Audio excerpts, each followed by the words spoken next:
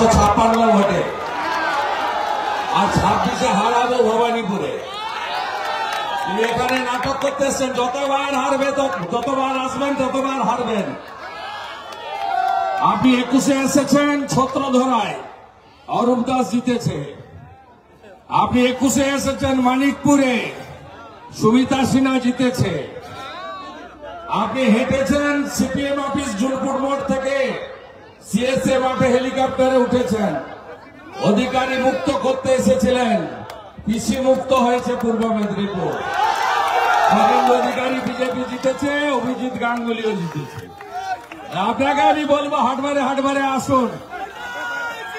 আপনি যত আসবেন তত এখানকার হিন্দুরা একজোট হয়ে একেবারে ওই ছিন্নমূলের গেরুটা তুলে উপড়ে দেবে, বিশ্বাস আমার আছে।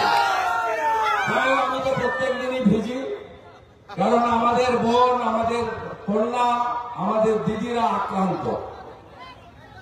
আজকে মেডিকেল কলেজের ডাক্তার বোনের চোখ থেকে জল নয় রক্ত পড়েছে। প্রত্যেক দিন টিভি খুললে তাকাতে পারবেন না। তাই আমি গত 2 সপ্তাহের বেশি সময় ধরে কন্যা সুরক্ষা যাত্রা করছি বিভিন্ন জায়গায়।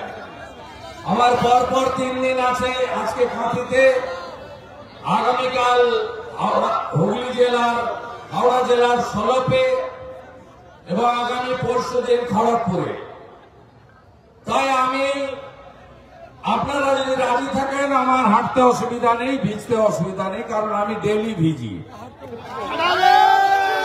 আপনারা যতদূর যেতে চাইবেন যাবেন, আমার কোনো আপত্তি নেই। ভবতারিণী মন্দিরে প্রণাম করে শেষ করতে পারি, পোস্ট অফিস মোড়ে শেষ করতে পারি, আমার কোনো সমস্যা নেই।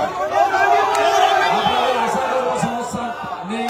যাদের সমস্যা আছে, বয়স্ক মানুষ, বয়স্ক মহিলা, তারা টোটোতে উঠে পড়ুন, টোটোগুলো পিছনে থাকুন। আর আমার যুবক ভাই বন্ধুরা, আমার বোনেরা, দিদিরা, তারা আমার সঙ্গে একদিন ভিজবেন।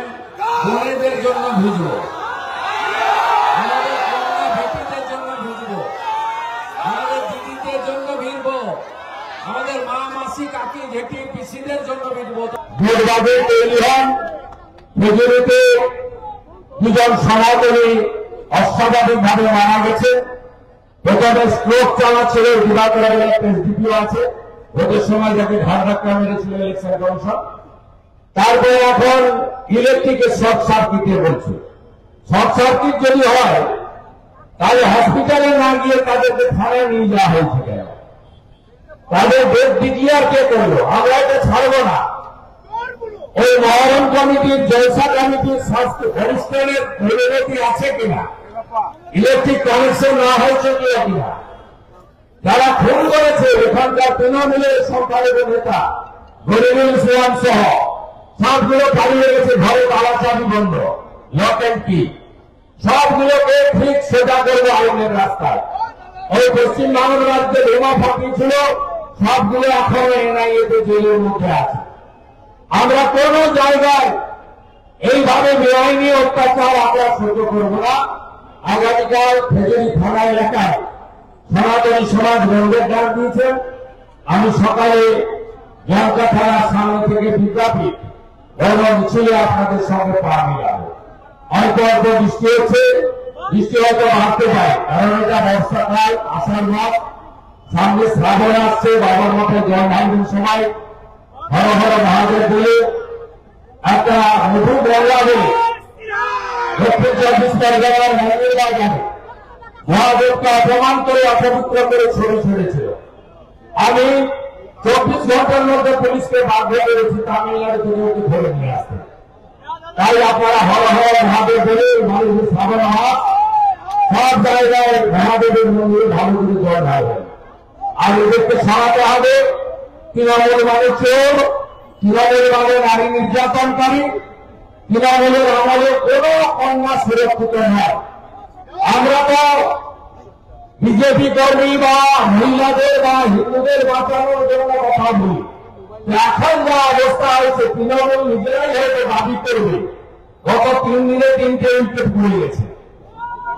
আছে কে তৃণমূল, লড়ছে কে তৃণমূল। 3 দিনে 3টে উইকেট পড়ে গেছে। হয়তো 2-1 দিনের মধ্যে তৃণমূলের নেতারাই বলতে শুরু করবেন যে রাষ্ট্রপতি শাসন করুন, নইলে আমরা নিজেরা বাঁচতে পারবো না। এই হচ্ছে বাংলার বর্তমান অবস্থা। তাই মমতা বন্দ্যোপাধ্যায়কে পূর্ববর্তী যারা হারিয়েছিল, আমি আশা করব আগামী বছর বাংলার মানুষ এই পথে হেঁটে তাকে উত্থান করার কাজটা করবে। আগামী 21শে জুলাই যুব মোর্চা উত্তরকন্যা অভিযান ডাক দিয়েছে। আপনারা লাইভে দেখবেন, সমর্থন করবেন। এখান থেকে হাজার হাজার যুবকর্মী ওখানে জমায়েত হবে এবং আগামী 9ই আগস্ট যেতে হবে। পতাকা ছাড়া ডাক দিয়েছেন আমার বাবা মা, আপনাদের পৌঁছাতে হবে সাঁতরাগাছি। আমি অভাব বাবা মাকে নিয়ে রানী রাসমণি থেকে হাঁটা শুরু করব। লড়াই হবে, দেখা যাবে লড়াইয়ের ময়দানে। আর আপনারা পূর্ব নেতৃত্বে ঝাঁপিয়ে সাঁতরাগাছিতে পৌঁছাবেন। ওখান থেকে মিছিল শুরু হবে।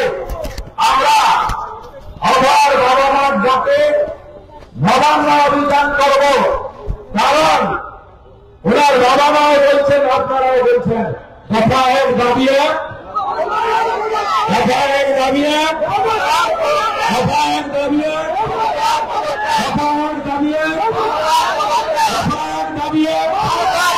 দফা 1 দাবি 1।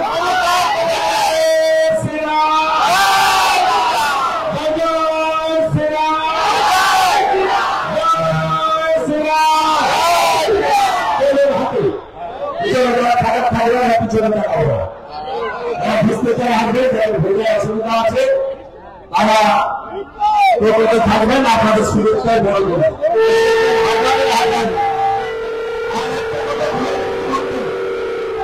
3 তারিখে দীঘা মনে আছে তো, দীঘা জুলাই থেকে শুরু পর্যন্ত রবিবারে দীঘাতে যাবেন তো।